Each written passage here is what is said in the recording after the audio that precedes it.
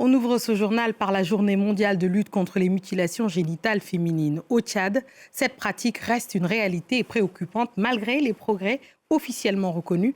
Le ministère de la Femme et de la Petite Enfance rappelle que les mutilations génitales féminines, je cite, ne sont ni une tradition ni une fatalité, mais une grave violation des droits humains et une atteinte intolérable à la dignité humaine.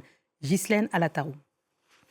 Si aucune statistique nationale et consolidée n'est disponible, les organisations féminines et acteurs locaux s'accordent sur un constat. Chaque année, dans plusieurs provinces, notamment le Grand Sud et certaines zones du centre, des centaines de filles continuent d'être excisées, souvent dans la clandestinité. Selon la Ligue tchadienne des droits des femmes, 46% des Tchadiennes entre 15 et 49 ans ont été excisées avant l'âge de 9 ans. Le gouvernement tchadien met en avant une série de mesures. Adoption de lois répressives, stratégie nationale, création de centres d'accompagnement des survivantes et la mise en place d'une ligne verte, la 1390, pour dénoncer les abus. Des avancées que la ministre de la Femme qualifie de réelles, tout en reconnaissant qu'elles restent insuffisantes, tant qu'une seule fille demeure exposée à cette violence. Au-delà des textes, le défi est immense.